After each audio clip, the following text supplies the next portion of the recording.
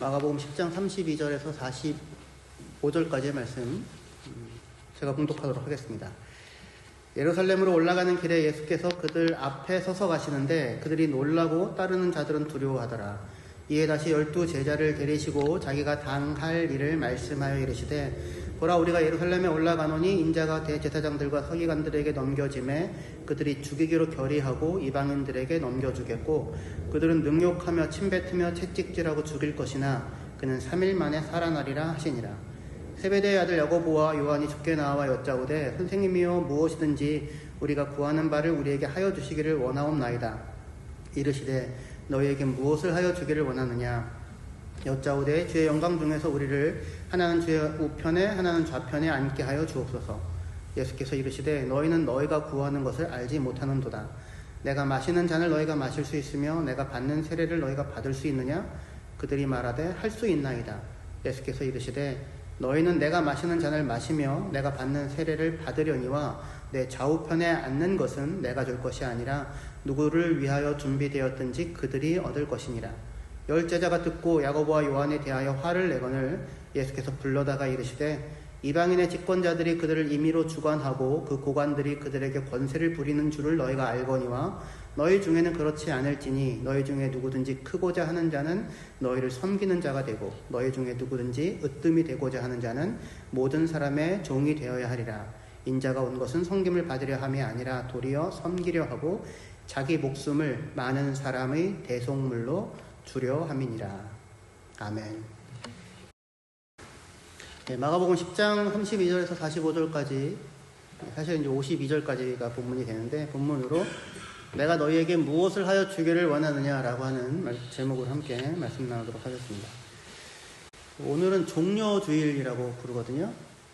여기 이게 앞에 이 단상 위에 해놓은 거 보이세요? 이게 종려주일 때문에 해놨는지는 모르겠는데 종려주일이란 예수님께서 나귀를 타시고 예루살렘에 들어갔을 때 사람들이 종려나무, 야자수나무예요. 야자수나무 가지를 들고 와서 예수님의 예루살렘 입성을 환영했던 그 주일, 그게 주일날, 일요일날 있었거든요. 그것을 기념하는 주일입니다. 예수님이 예루살렘에 들어간 것은 사실은 십자가를 지시고자 예루살렘에 들어가셨는데 무리들은 그 사실을 알지 못했고 그래서 다윗의 나라, 이스라엘 나라가 회복될 것을 기대하면서 예수님을 맞게 됩니다.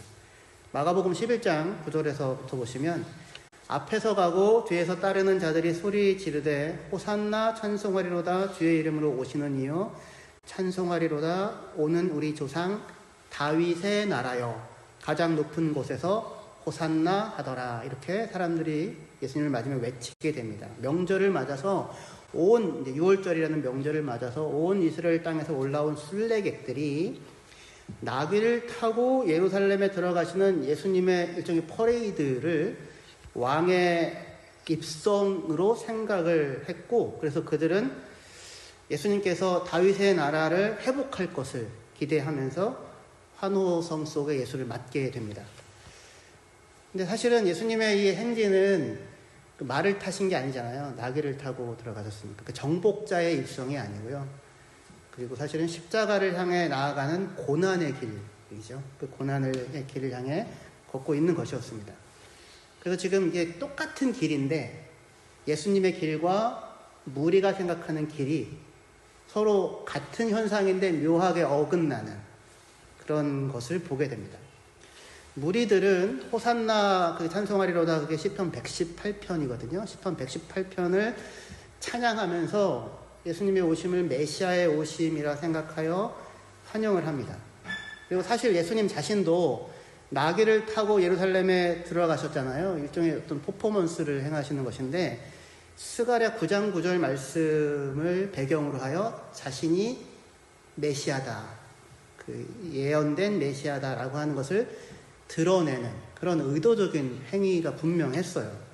그런데 문제는 이 똑같은 행위에 대해 사람들이 기대하는 바와 예수님의 생각하는 바가 서로 달랐다, 서로 엇갈렸다라고 하는 것입니다. 이 호산나라고 하는 외침도 마찬가지예요. 호산나라고 하면 우리는 이제 호산나 높은 곳에서 이렇게 찬양 가사로 들리잖아요, 그죠? 근데 사실은 호산나라고 하는 말은 원래 히브리어예요. 호시안나 이렇게 되거든요. 나가 제발이라는 뜻입니다. 제발 지금. 그리고 호시안나는 구원하소서. 그러니까 사실은 호시안나는 제발 우리를 구원하소서라고 하는 절박하고 절박한 부르짖음이에요. 사실은 그 말 자체가. 그런데 예루살렘 입성을 맞이하는 무리의 분위기는 그런 절박한 구원의 요청이라기보다는 일종의 환호성 같은 거죠. 호산나 주의 이름으로 오시는 이야 막 이렇게요. 그래서 무리들이 앞서가고 뒤에서 따라가면서 예수님의 오심을 막 환영을 하고 있는 겁니다. 맞습니다. 예수님은 분명히 지금 약속하신 그 하나님의 나라를 가지고 오실 수 있는 분으로, 메시아로 예루살렘에 들어가고 있어요. 하지만 예수님은 예루살렘에 들어가서 로마의 권세를 전복시키는 게 아니라, 그리고 자기가 스스로 왕으로 선언되는 게 아니라 오히려 그 성에 들어가서 십자가에 달려 죽임을 당하시는 것으로 자신의 나라를 이 땅에 가지고 오시는 분으로 지금 그 길을 가고 있습니다. 병졸들에게 예수님께서 넘겨주셨을 때 예수님은 자색, 보라색 옷을 입으셨고 왕의 홀처럼 보이는 무언가를 손에 들었고 그리고 머리에 관을 쓰셨어요. 그런데 사실은 예수님이 그 자색 옷을 입었던 건 그 조롱의 의미로 군병들이 입혔던 것이고, 예수님의 손에 들렸던 왕의 홀처럼 보이는 것은 사실은 갈대였고요. 그리고 예수님의 머리에 쓰였던 관은 가시면류관이었죠. 그러니까 명백하게 황제 왕으로 보여지는 상징들이 다 거기 있는데 실제로 예수님이 취한 것은 다 고난이었다는 말입니다. 똑같은 길, 똑같은 모습인데 무리들이, 사람들이 마음에 그리고 있는 메시아의 길과 예수님께서 실제로 걸어가신, 예수님이 지금 마음에 품고 있는 메시아의 길이 하늘과 땅의 차이만큼이나 서로 지금 다른 그런 어긋남이 계속해서 일어나고 있습니다. 그렇게 사람들의 욕망과 예수님의 소원이 어긋나는 그 자리에 오늘 우리가 읽었던 본문 또한 자리합니다. 오늘 본문에서 예수님은 아주 중요한 물음을 묻습니다. 2번이나. 내가 너희에게 무엇을 하여 주기를 원하느냐. 이게 오늘 본문의 중요한 물음이에요. 내가 너희에게 무엇을 하여 주기를 원하느냐.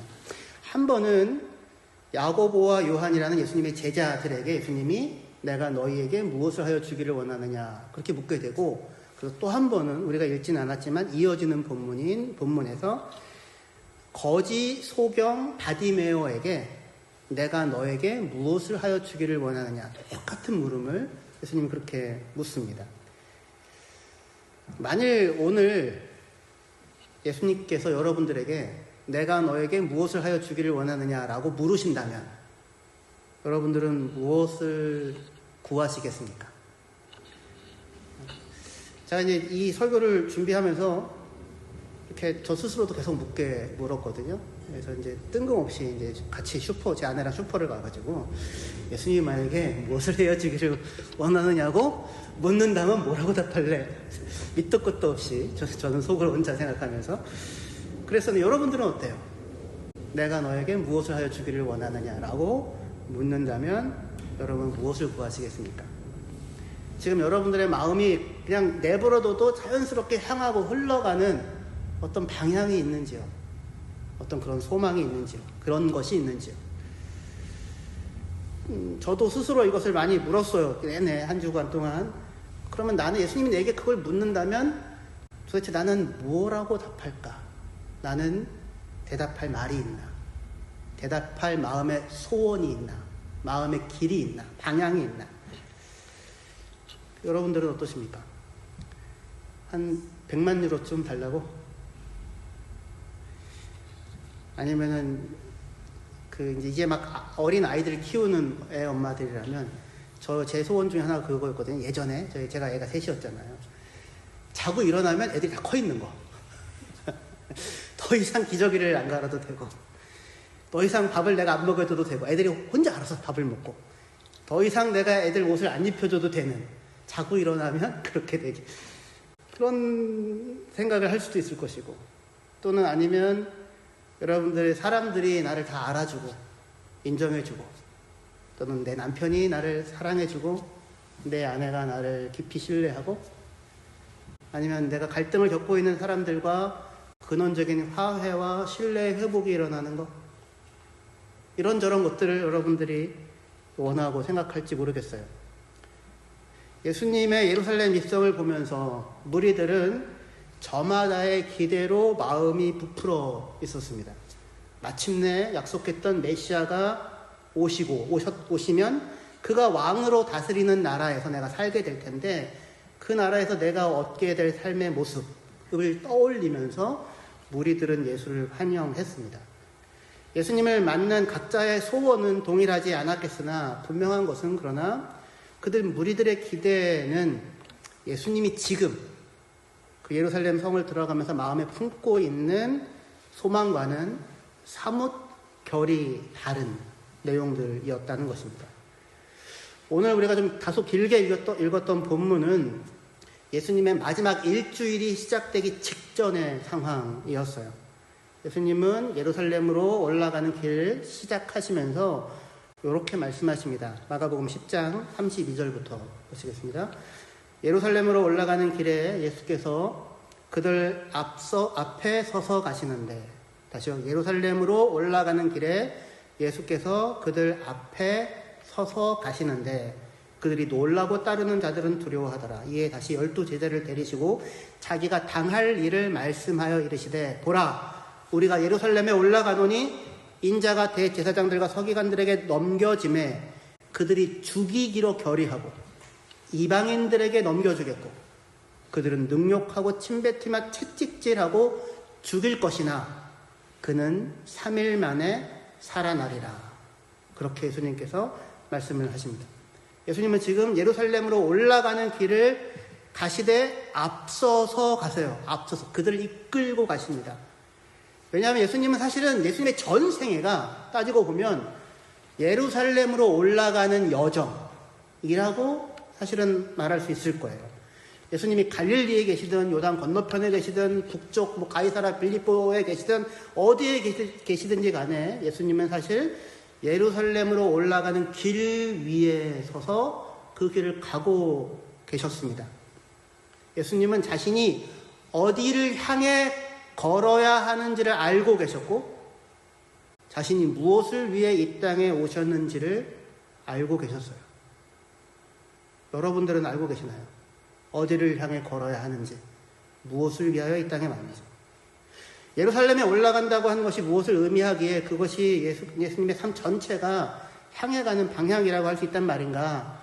33절, 34절이죠. 예루살렘에 올라가시면 예수님은 제사장들과 장로들의 서기관들에게 넘겨지게 될 것이고 그들은 예수를 죽이기로 결의를 하고 그리고 그를 이방인에게 넘겨줄 것입니다.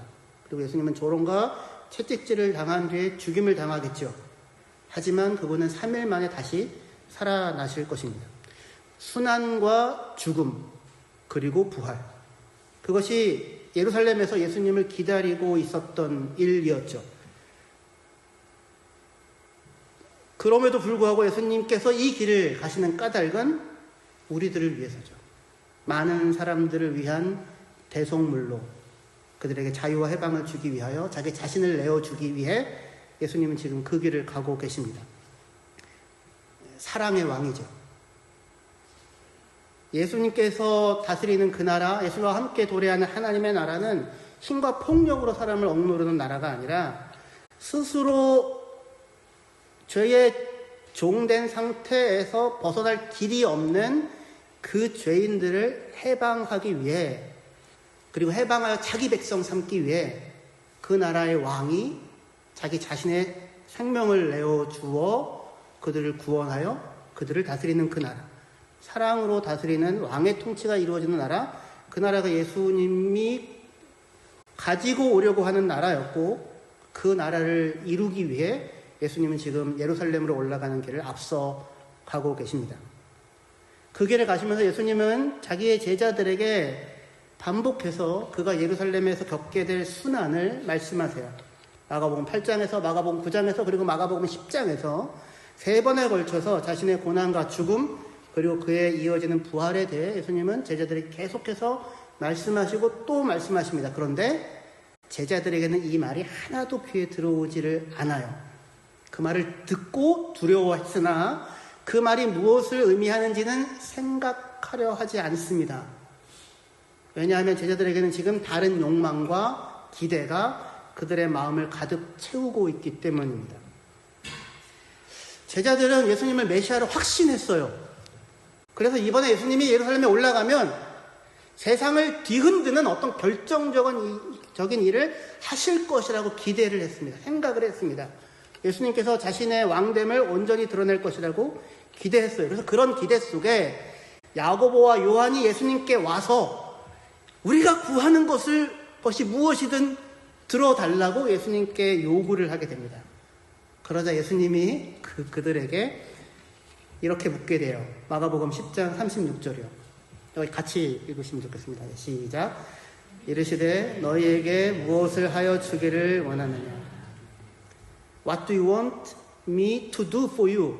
사실은 너희에게 무엇을 하여 주기를 원하느냐 이렇게 번역되어 있지만 내가 너희에게 무엇을 하여 주기를 원하느냐 이렇게 번역을 하는 게 훨씬 더 정확한 표현이 돼요. 내가 너희에게 무엇을 하여 주기를 원하느냐. 이 질문은 우리가 생각하고 또 생각해 보아야 할 질문입니다. 예수님은 여기서 단지 너희가 무엇을 원하느냐라고 묻지 않아요. 너희의 소원이 무엇이냐라고 묻는 게 아니에요. 그게 아니고 내가 예루살렘으로 지금 올라가는 길을 가고 있잖아요. 예수님이 내가 너희에게 무엇을 하여 주기를 원하느냐라고 물어요. 그러니까 알라딘의 마술 램프에서 지니가 나타나서 주인님 무엇을 원하십니까? 라고 그런 묻는 것과는 다른 것이에요. 그게 아니고 예루살렘으로 올라가는 길을 걸으시는 예수께서 자기의 제자들에게 또는 우리들에게 물으시는 거예요. 내가 너에게 뭘 해주기를 원하느냐. 그것에 대한 세베대의 아들들 야고보와 요한의 대답이 무엇이었습니까? 37절에 여짜오되 주의 영광 중에 우리를 하나는 주의 우편에 하나는 좌편에 앉게 하여 주옵소서. 이게 그들의 원함이었어요. 야고보와 요한은 예수님께서 자신들을 그분이 예수님께서 영광의 왕자에 앉으실 때 오른편과 왼편에 앉게 해달라는 가장 높은 자리를 달라는 거죠. 가장 높은 자리를 달라고 구하게 됩니다. 왜냐하면 그들이 생각할 때 예수님은 지금 예루살렘에 올라가서 왕이 되실 거거든요. 그리고 왕이신 예수께서 자신들에게 줄 수 있는 가장 귀한 것으로 그들이 생각한 것은 예수님 다음 가는 자리, 힘과 권세였어요. 왕의 좌우편에 앉는 것. 그것이 지금 그들이 걷고 있는 길 제일 마지막에 놓여 있는 그림이었어요. 삶에 대한. 이들의 대답에 예수님은 뭐라고 답을 주십니까? 38절부터요. 예수께서 이르시되 너희는 너희가 구하는 것을 알지 못하는도다. 너희는 너희가 구하는 것을 알지 못하는도다. 내가 마시는 잔을 너희가 마실 수 있으며 내가 받는 세례를 너희가 받을 수 있느냐. 이 잔과 세례는 고난과 죽음을 의미하는 상징적인 표현입니다. 예수님은 그들에게 너희가 고난과 죽음을 감당할 각오가 되어 있느냐라고 물으시는 거예요. 그들은 이해할 수 있습니다. 이렇게 대답을 합니다. 자신들이 지금 뭘 구하는지를 몰라요. 예수님의 왕자의 좌우편을 구하는데 예수님의 왕자는 어디입니까? 마가복음에서 예수님께서 왕으로 선언되어지는 자리는 십자가예요. 예수님께서 십자가에 달리실 때 십자가 위에 죄패가 써 있는데 뭐라고 되어 있냐면 유대인의 왕이라고 써 있어요. 그 십자가 유대인의 왕, 십자가에 달리고 죄패가 유대인의 왕이라고 써 있는 그 자리, 십자가가 예수님께서 왕의 보좌에 앉는 자리거든요. 그럼 예수님의 오른편과 왼편의 자리는 어떤 자리입니까? 거기도 십자가죠. 그래서 예수님이 물어요. 너희는 도대체 너희가 무엇을 구하는지 알지 못하는 내 좌우편을 구한다고? 그래서 묻게 되는 거예요. 내가 마시는 잔을 너희가 마실 수 있으며 내가 받을 세례를 너희가 받을 수 있느냐. 너희가 그 잔을 마실 것이고 너희가 그 세례를 받을 것이다. 맞다. 하지만 내 좌우편에 누가 앉을지는 그건 아버지께서 정하시는 일이다. 사실 야고보는 예수님의 그 사도들 가운데 가장 먼저 죽임을 당한 사도였습니다.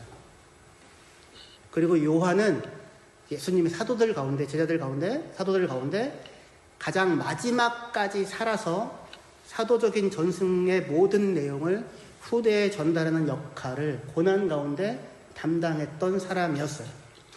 예수님은 이들의 앞날을 내다보셨겠으나 야고보와 요한은 자신들 앞에 무엇이 기다리고 있는지를 전혀 알지 못했고, 그렇기에 아무것도 모르는 상태에서 예수님의 좌우편을 구하고 있습니다. 그리고 예수님의 좌우편을 구하고 있는 이 야고보와 요한을 보고 다른 제자들은 분노합니다. 만일 이 다른 제자들이 야고보와 요한이 앞으로 겪을 일이 무엇인지를 알았다면 그들은 분노하기보다 오히려 야고보와 요한을 위로해 줬을 거예요. 그죠? 왜냐하면 야고보는 사도들 가운데 첫 번째 순교자였고, 그리고 요한은 교회와 복음을 위해 끝까지 살아남아, 죽지도 못하고 끝까지 살아남아 노년에 이르기까지 이 사도의 가르침을 전달하는 사명을 마지막까지 감당했던 사람이었기 때문입니다. 하지만 지금 예수님의 제자들은 내가 너희를 위해 무엇을 하여 주기를 원하느냐라고 하는 물음에 대해 사실은 명확하게 뭐라고 대답할 말이 무엇인지를 알지 못한 채 예수를 따라가고 있는 중입니다. 여러분들은, 우리는 어떻습니까? 예루살렘으로 올라가는 길 위에서, 그 길 위에서 예수님이 여러분에게 내가 너에게 무엇을 하여 주기를 원하느냐라고 물으신다면 여러분은 무엇이라고 대답하시겠습니까? 예수님의 이 물음에 제자들과 다른 대답을 들려준 한 인물을 우리는 이어지는 본문 말씀에서 만나게 돼요. 그가 누구냐면 바디메오라고 하는 소경입니다. 여리고 성에서 예루살렘으로 올라가는 길가에 앉아서 구걸을 하고 있던 한 맹인 거지가 있었습니다. 그의 이름이 바디메오예요. 디메오의 아들 바디메오. 길가에 앉아서 구걸하던 바디메오는 나사렛 예수가 지나가신다는 소리를 듣고는, 말을 듣고는 소리를 지르기 시작합니다. 외치기 시작합니다. 다윗의 자손 예수여, 나를 불쌍히 여기소서. 다윗의 자손 예수여, 나를 불쌍히 여기소서. 사람들이 맹인 거지가 소리를 지르는 것이 못마땅하게 느껴져서 조용히 좀 해 라고 하며 면박을 주는데, 하지만 바디메오는 더욱 큰 소리로 다윗의 자손이여 나를 불쌍히 여기소서, 다윗의 자손이여 나를 불쌍히 여기소서라고 소리를 지릅니다. 마지막 기회예요. 예수님의 마지막 일주일이잖아요. 그 시간이 지나면 다시는 그 예수님을 만날 수 없는 거잖아요. 마지막 기회. 다윗의 자손이여 나를 불쌍히 여기소서, 나를 불쌍히 여기소서. 예수께서 멈추어 서서 그를 불러오라고 합니다. 그 얘기를 듣고는 바디메오가 자기의 전 재산이라고 할 수 있는 겉옷을 집어 던지고 뛰어 일어나서 예수님께 나와요. 그리고 예수님께서 그에게 묻습니다. 내가 너에게 무엇을 하여 주기를 원하느냐? 야고보와 요한에게 물었던 물음과 똑같은 물음이에요. 예루살렘으로 올라가는 그 길을 시작하면서 내가 너에게 무엇을 하여 주기를 원하느냐? 그 바디메오의 대답이 무엇이었습니까? 51절에 마가복음 10장 51절 예수께서 말씀하여 이르시되 내가 내게 무엇을 하여 주기를 원하느냐? 맹인이 이르되 선생님이여 보기를 원하나이다. 내가 너에게 무엇을 하여 주기를 원하느냐라고 하는 그 물음에 야고보와 요한이 예수님의 좌우편의 영광과 권세를 구했다면 소경 바디메오는 보기를 원합니다. 그것이 그의 대답이었어요. 눈을 떠서 무언가를 본다는 것, 그거는 우리에게는 아무 느낌이 없는 일이겠으나 하지만 이 소경 바디메오에게 있어서는 이보다 더 절실한 일이 없었습니다. 그는 보기를 원했고 예수님은 그의 원함을 이루어 주십니다. 그러나 생각해보면 보지 못하는 자는 과연 이 소경 바디메오 뿐이겠습니까? 예수님이 예루살렘을 올라가는 그 길을 제자들도 무리들도 다 보는데 예수님을 제대로 지금 보고 있는 게 아니잖아요. 우리가 걸어가는 삶의 길을 제대로 보고 있나요? 내가 너에게 무엇을 하여 주기를 원하느냐라고 주께서 물으신다면 나는 대답할 말이 있나요? 부귀와 권세와 영광이 우리의 대답이라면 그것을 구하는 우리는 과연 무엇을 보고 살고 있는 건가요?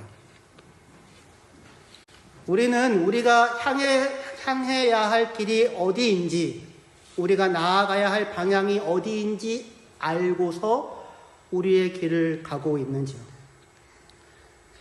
성경은 바디메오가 다만 눈을 떠서 보게 되었다고만 말하지 않고 눈을 떠 보게 된 그가 길 위에서 예수를 따랐다고 말을 합니다. 10장 52절이요. 예수께서 이르시되 가라 내 믿음이 너를 구원하였느니라 하시니 그가 곧 보게 되어 예수를 길에서 따르니라. 그렇게 말합니다. 눈을 떠 보게 된 바디메오는 그 길 위에서 예수를 따라갑니다. 눈을 떠서 보게 되었기 때문에 예수를 따랐다라고도 말할 수 있겠지만 반대로 예수를 따르기에, 예수를 따르는 길을 걷기에 비로소 그가 보게 되었다고 말할 수도 있을 거예요. 제자들도 무리도 누구도 온전히 보지 못하는 가운데 소경 바디메오는 눈을 뜨고 예수를 따라갑니다. 바디메오라는 말은 원래 티마에오스가 명예라는 뜻이에요. 그러니까 바디메오는 명예의 아들, 영광의 아들이라는 의미입니다. 제자들은 예수님의 좌우편이라는 영광과 명예를 구했으나 그들은 참된 영광과 참된 명예가 무엇인지 알지 못했지요. 그러나 디메오의 아들 바디메오는 예수를 따라가는 그 길이 영광과 명예의 길임을 증언하는 자로 우리들 앞에 소개되고 있는 것입니다. 예수님이 우리에게 내가 너에게 무엇을 하여 주기를 원하느냐라고 묻는다면 여러분은 대답할 말이 있으신지요? 자, 한 주간 동안 생각해 봤다고 했잖아요. 나는 뭐 하라고 대답할 것인가? 돈을 구할까? 차를 구할까? 뭘 구할까? 능력을 구할까? 아니, 우리 교회가 꽉 차게 해주십시오. 이런 걸 구할까? 온갖 것을 생각을 해보지 않았겠습니까? 근데 결론으로 제가 할 수 있는 대답은 이거였어요. 예루살렘으로 올라가는 그 길 위에 서서 그가 나에게 내가 너에게 무엇을 하여 주기를 원하느냐라고 물으신다면 저는 주님, 나를 위해 십자가를 지신 주님의 사랑과 은혜를 내가 진정으로 알기를 원합니다. 예루살렘으로 앞장서서 올라가 십자가에서 나를 위하여 당신의 생명을 아낌없이 내어주신 그 사랑을 내가 알고 그 사랑을 내가 받기를 원합니다. 주께서 내게 주신 것이 도대체 무엇인지 눈을 떠 보기를 원합니다. 그리고 나도 나의 삶의 길에서 그 주님의 뒤를 바디메오처럼 따라가기를 원합니다. 주님, 나를 불쌍히 여겨주십시오. 라고 대답해야 하리라. 그렇게 생각을 하게 되었습니다. 그러면 주님께서 그렇게 대답하는 자에게 이렇게 말씀하실 거예요. 가라, 네 믿음이 너를 구원하였느니라. 하나님의 나라가 그의 상 가운데 임하는 것이죠. 시기와 경쟁으로 제자들이 누가 높고 누가 크냐, 누가 옳고 누가 맞느냐라고 하는 것을 다투는 눈먼 어리석음 속에 있는데 그것들을 다 내려놓고 서로 불쌍히 여기고 우리 주의 좌우편에 다 앉으실 거잖아요. 십자가에 가장 먼저 죽든지 가장 나중까지 살아가지고 온갖 뒤닥거리를 감당하며 주의 일을 하든지 간에 서로를 불쌍히 여기시고 서로를 귀하게 여기시고 서로를 격려하시고 함께 이 길을 걸어가는 램사인 하나님 교회가 되시기를 주의 이름으로 축원합니다. 기도하시겠습니다.